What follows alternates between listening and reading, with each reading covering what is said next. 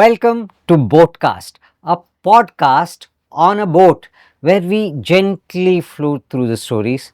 It's absolutely conversational and there is no hurry. And this whole podcast is brought to you by Muziris Heritage Projects.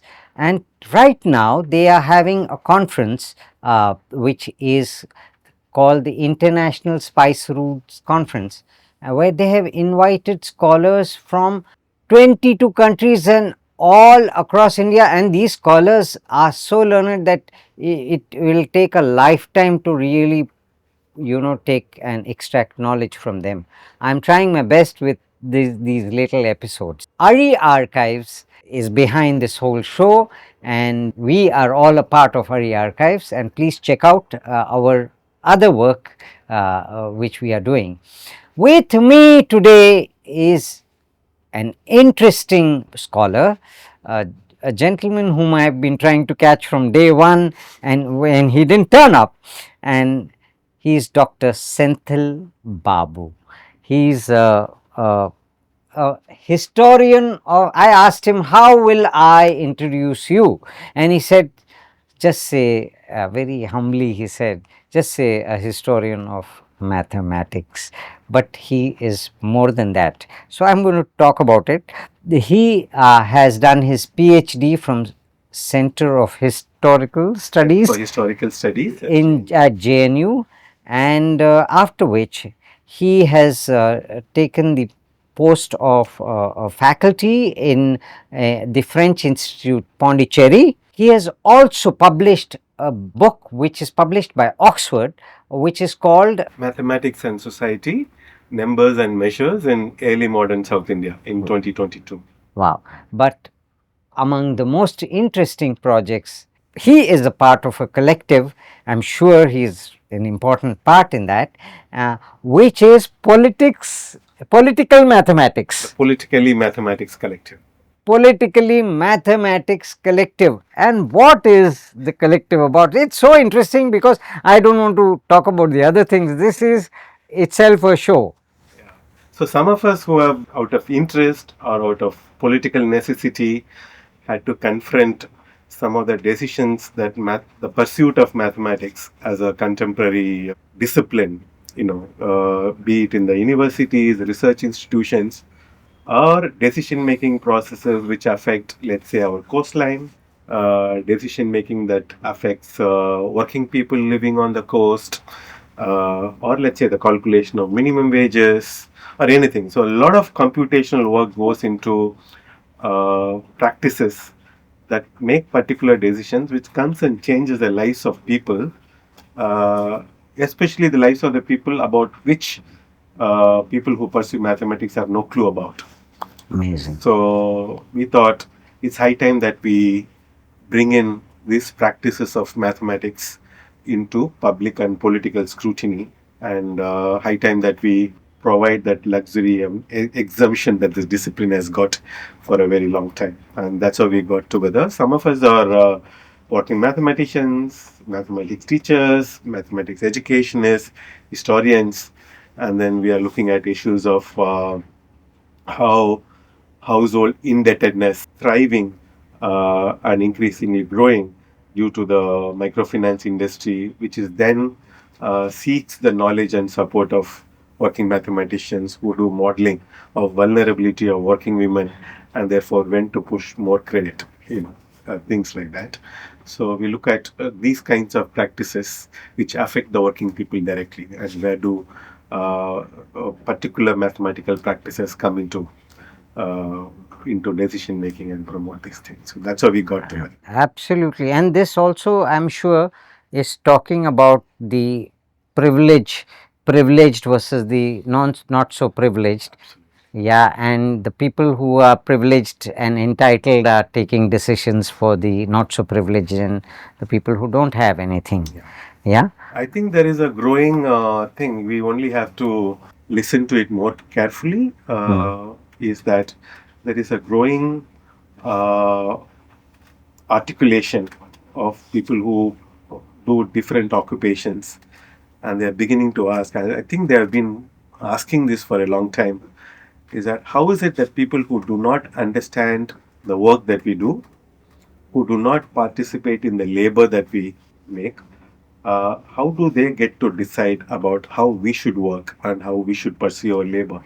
So this growing dissonance between these two knowledge apparatus, and one is consequential, the other is not merely a critique, but almost a kind of a deafening, kind of a discontent. And I think one of the tasks that Politically Mathematics Collective wants to do is to kind of get into this space of dissonance and then provide it a language of articulation along with the working people, not as for them and for on their behalf, but actively in conversation with them. Along with is the keyword which you said, and this is so much this, are you talking to policymakers and governments with the collective, because this is such an important work you're doing. And that actually hit me, before I speak about other things. This was is such a, it's enlightening, it is the need of the hour. And are you talking to to policymakers, to lawmakers about your In our collective? own ways, and not directly. I don't think we have the privilege and access to the corridors of policy making, which is also changing. And it's important for us to know that most of our policy making today is being outsourced to consultancies. We have the McKinseys and Deloitte and PricewaterhouseCoopers, and they are outsourcing consultancies to other people. And this is our own people who are doing this policy making. Yeah, so this is no longer the era of poverty eradication. It is a era of repair So and maintenance. yes, so policy has become a business. It's a business now, full fledged, and I think it's our own students, younger scholars, who pursue social work or development studies, or increasingly becoming part of the policy landscape. So it's no longer an abstract imaginary figure of a policymaker whom we have never encountered in our real lives. In fact, it's many of us who are being part of that policy making. Our task, therefore, is also to uh, have a very conscious pedagogic engagement with ourselves, and ask questions uh, to ourselves in the process. What is the university doing, uh, producing a particular kind of knowledge, which then it's possible for corporate policy making to make itself align with this thing? Are we producing a manpower, our idea of skills, talent, being smart or not smart, producing a certain kind of intelligence that becomes preferable and favorable to a particular kind of policy making? Whereas the working people are asking, look, boss, you don't know what I'm doing, you don't know how I work, you don't know how I'm going about fishing, you don't know how I'm making salt, you don't know how am I making a dry fish, or so but then you tell me, no, you should not be fishing for 2 months of the year. You come and tell me, you know clean your fish properly. You come and tell me lots of things, but you have never even touched a fish, you have never even stepped into the water and caught a fish in your life. But what is this thing that what provides that authority for them to come and dictate terms of my labor, about using a resource of which they have no clue about? So there is this thing between what the university does and what labor does, and what kind of conversations we can have between the people who participate and partake in the production of knowledge from within the university, and how do we then call upon them. It's an invitation to step outside and then contend and engage with the lives of the working people, and then not necessarily to change or reform the university, but to kind of change our practices in which we understand what knowledge is and how it is made, but possibly with a more ear to. Yes, absolutely. This, now let me connect it. I'm sure you came from a small town in there, Yeah. Panroti, which is famous for cashews, and I remember, because Panroti cashews are very famous, and jackfruit.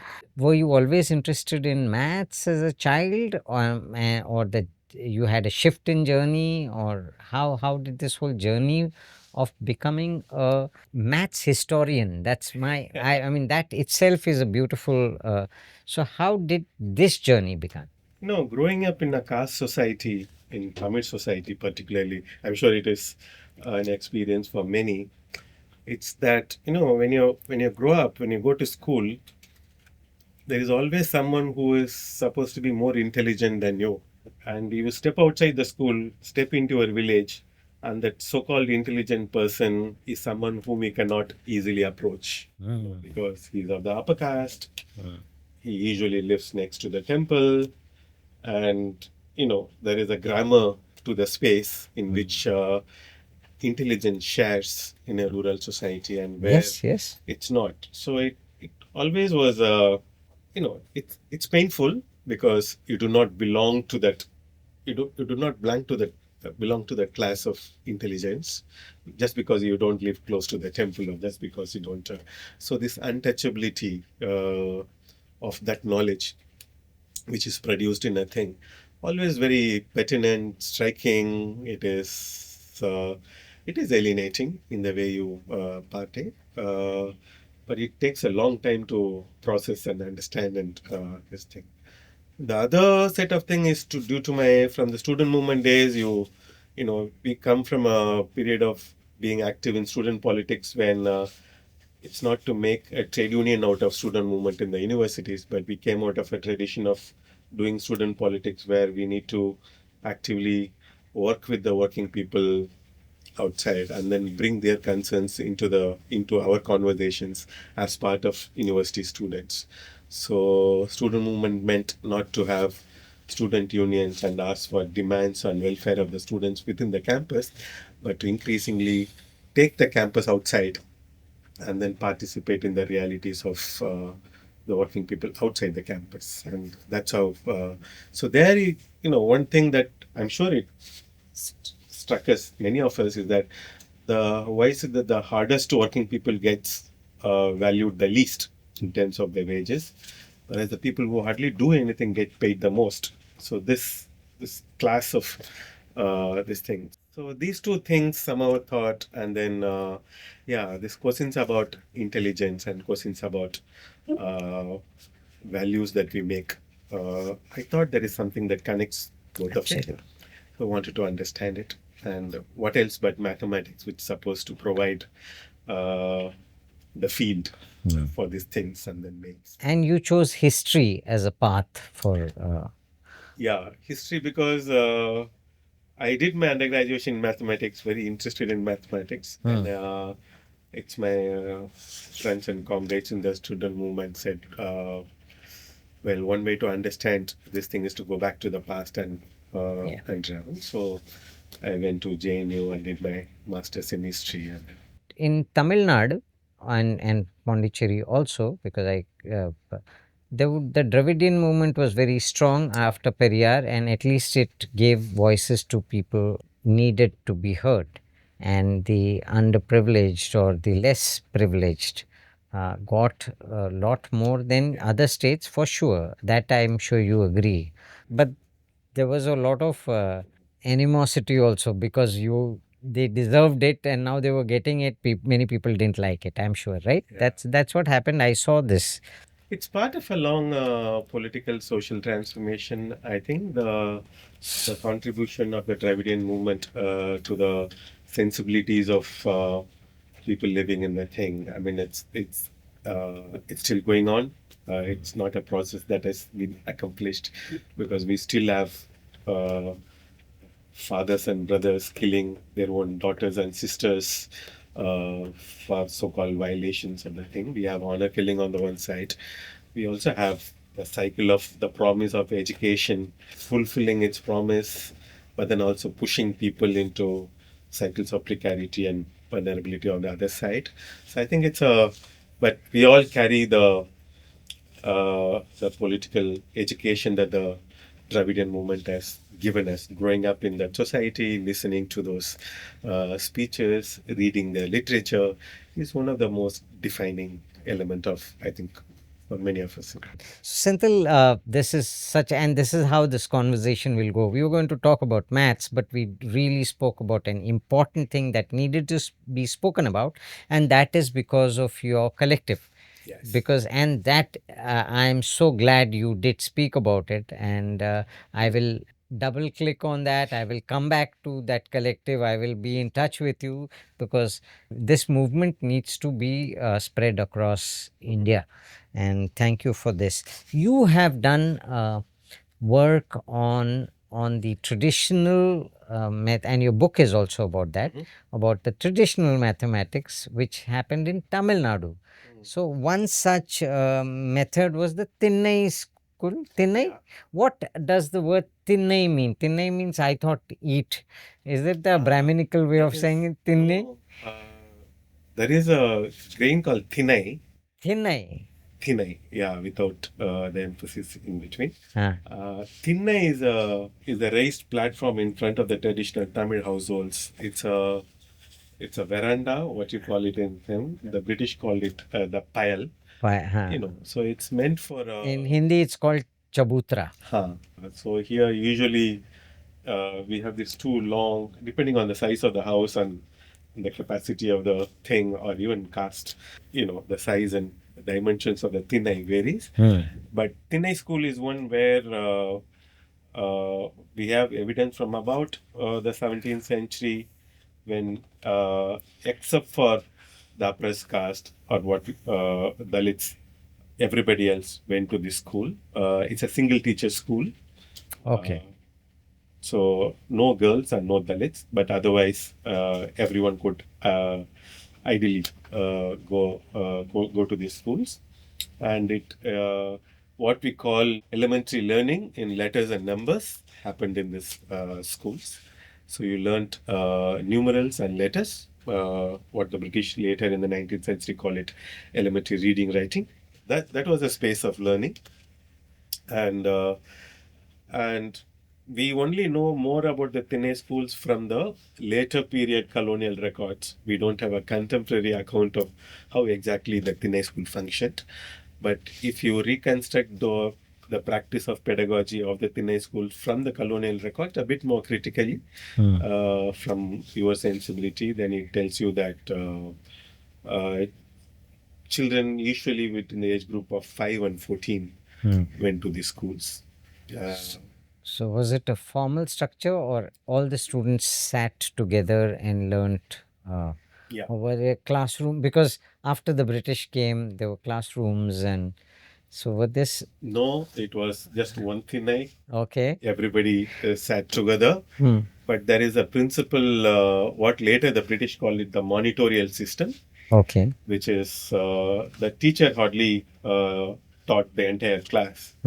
The classes were divided, but everybody sat together. The classes were divided in terms of who is advanced, who is less advanced in this thing. But there is a monitor who received instruction from the teacher, and the monitor then took over and then taught in small groups to the thing. So it followed the principles of what is now called as mnemonic learning, where the objective of mnemonic learning is not so much to accumulate facts in memory, but the objective of mnemonic learning is towards recollection.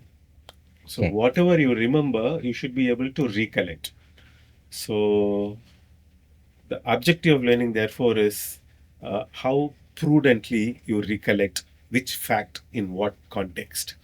Which meant that if you know that 3 plus 4 is 7, you can also memorize and then know this fact.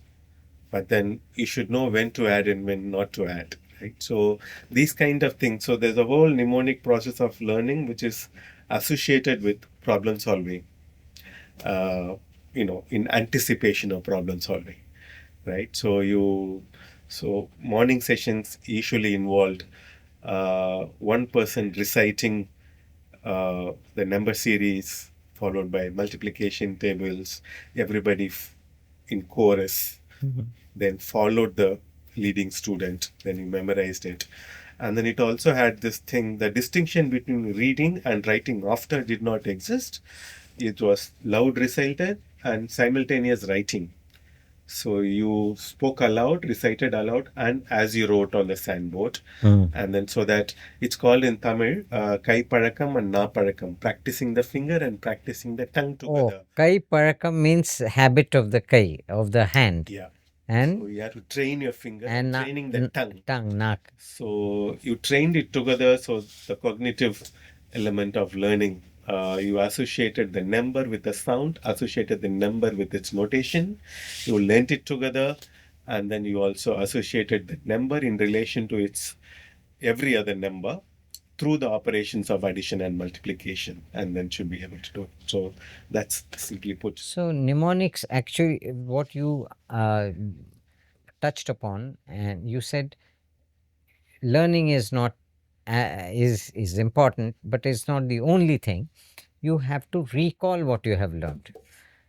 How many numbers to like? I'm sure I'm at our age when we had phones and we didn't have numbers stored on there. We used to remember at least 20-25 numbers of friends, 8-digit numbers. But today I just know 3 or 2 numbers probably. Why is mnemonic so important? But is mnemonic also visual Yes. and storytelling? Could you touch upon that? Yeah, mnemonic cultures are very universal. I mean, all human cultures have had mnemonic. The medieval Arabic world is one of the most proficient cultures of mnemonic learning.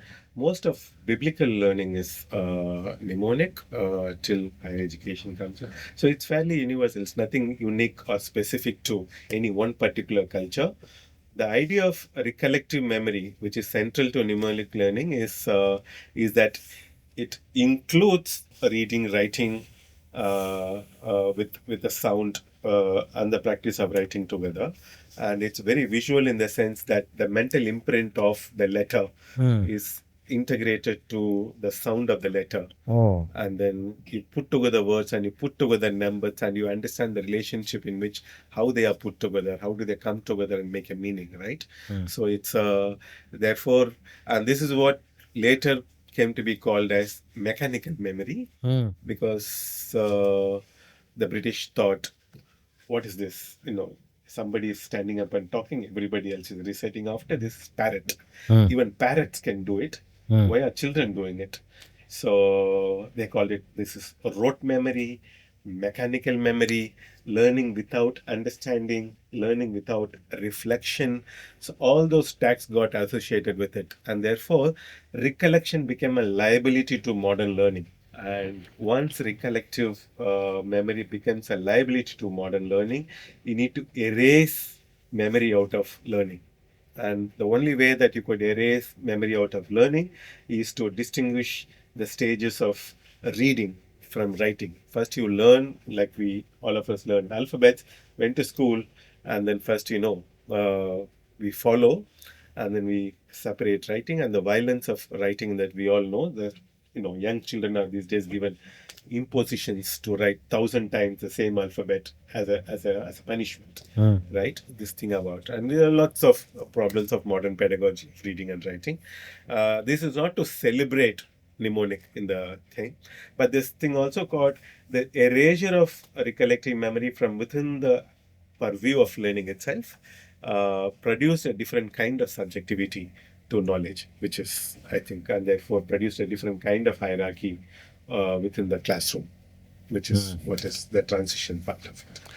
maths is like a monster, like बच्चा बच्चे को बोलेगा ना भूत आया Yeah. I hope you understand Hindi. Yes. Like अरे भूत आया वैसे maths was for and is for most of, because maths is a subject where you can score a lot, but the kids who do not understand maths do not score at all, because there is no in between, there is no uh, it is so important to change the method in which we are teaching maths.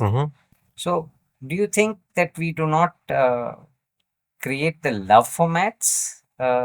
in school? Should we create love for maths rather than teach maths? Yeah, so this is one of the formative questions which actually some of us in our collective and many of us through various practices or we have the some of our friends run the new learning center in Raipur where we try and work with we have a school called Vanavil for nomadic tribal community children from the nomadic we have so where we try and understand the notion of the practices of childhood and therefore to see how to look at pedagogy rather than having theories of pedagogy that do not understand childhood as opposed to this thing. But having said that, this erasure of recollecting memory had a particular historical process to it. Okay. So the British characterized it as mechanical and rote memory. So two things happened somewhere around mid 19th century, which is one is that the reframing of learning itself happened through the textbook, and the production of the textbook then became the register in order to follow the learning process. So, what is associative memory and recollective memory now had to be replaced by pen and paper arithmetic. So, you learn the numbers, then you learn to add them with single digit, 2 digit, 3 digit addition. Then you arrange the numbers in a particular, which cannot be done without a pen and paper, right? Whereas the previous this substituting memory with pen and paper with the handwritten thing, then took a very curious turn of how evaluation, which is central to all education systems, then became okay. Now you arrange the numbers correctly, but you got the sum wrong, then I will give you 2 marks for the arrangement, 2 marks for the solution. So I cut 2 marks because you got the answer wrong. But so there are various ways in which this thing, whole complex system of evaluation, how it dictated the curriculum. The second thing is also uh, this gradation of learning then became tied to public recruitment. So, for instance, by about 1870s, you had 6 different public examinations in Madras Presidency from primary school towards matriculation. So, you have lower secondary, upper secondary, lower primary, upper primary, then the middle school examination, then the matriculation examination. So, if you pass upper primary, then you are eligible to become a postman. If you pass lower secondary examination, then you are eligible. This linking of public recruitment with school education and evaluation got together, and the university was the body which is supposed to write the question papers and frame the curriculum. And then the university said, look, I am not going to write all the textbook for this. It's an open market. I invite everyone to come and write. This is the curriculum. Whoever can write textbooks can come. So there's a flourishing market for textbooks. Everybody writing textbooks. Everybody craving for the accreditation from the university to approve their textbook. So this from about 1870s, we had for about the following 50-60 years, the market for textbook writing, the market for school teaching, and this thing was clearly thing. And what it did was, which is associated with the parallel story of standardization of weights and measures, which is a different thing where we have to constantly convert local measures to the standard, and therefore school arithmetic was supposed to train people for conversions of measurement. So if you learnt arithmetic in the second half of the 19th century, you were constantly converting land measures, grain measures, money measures, and everything from what is local, familiar into the British standard, and the British standard later into the metric, right? So this. My father, who was born, I think, in the 30s, and now my in-laws were not much younger, but I think he was born in the 40s, early 40s. They, the way they do maths is absolutely mental, and they are visualizing Yeah. it. I can see that, and of course they're doing Padnan, Padnan, and they're doing that. The I can see them build a picture in front of them, which is interesting. Now let's come to weights and measures. What is the standardization of weights and measures which changed this system? Uh, what was the original weights and measure, like podi, say, like podi were podi? It was one thing of a rice which I used to go and see, and These were the old measures, right? Yeah. So what were they? What were they called? If you dwell into the practices of the people and look for their calculations and how they go about dealing with numbers and calculations in their life, the inevitable part of daily life is measuring, right? You measured everything. So in most of this world globally, so there is a linear history of standardization which is either associated with you need a strong state which will create a very strong centralized standard and everybody else complies. And therefore, the movement of standardization is you erase local diversity in order to have one common standard. And the promise of the standard is justice, right? You say if everyone has the same standard, then there is no arbitrariness in delivering justice. It's supposed to be because we know we have a common standard for everything. So the metric, which had its antecedents in the French Revolution, is to erase diversity. But there is this eternal struggle between the locally diverse, because the local diversity is more mutual, it is negotiated, it is arbitrary, but it catered to the needs of people who were participating in the exchange, as opposed to the standard which brings in different kinds of a medium of exchange, such as the money and other kind of things. So then, it erases needs, it brings in promises fairness and justice, but then eliminates the possibility of negotiation from within it. But this is an eternal struggle between the local diversity and the centralizing standard. And this is the history that we are currently interested in, to document and tell stories about the struggle between the local diversity and the standard. So household measures, field measures, and the coming in of the market, how did the market then commensurate the diverse measures into a standard measure is a story. So the British had a very difficult time with local diversity. So currently we are looking at 1798, they constituted a committee for the standardization of weights and measures in Madras Presidency, whose job was to document and collect all different local measures for measuring land, measuring grains, measuring time, and measuring, how to weigh things. And then they wanted to bring in a new standard. For the next 60 years, this committee went on and on, documented, produced, collected objects of measures, sent it to London. They standardized the objects in London, sent it back, sent it to the office of the mint, sent it to the customs office, sent it to the local police station, so that if there, in case of any dispute, people will be able to, identify with the standard and measure themselves against it.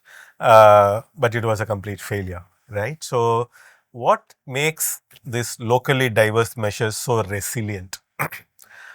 Is it because they are integral to the needs of the people, and the possibility of fulfilling the needs are more closer if you hold on to the local measures as opposed to a centralized standard which provides the promise of objectivity but eliminates the possibility of fulfilling needs, right? So this is the story that we want to talk more about in our work.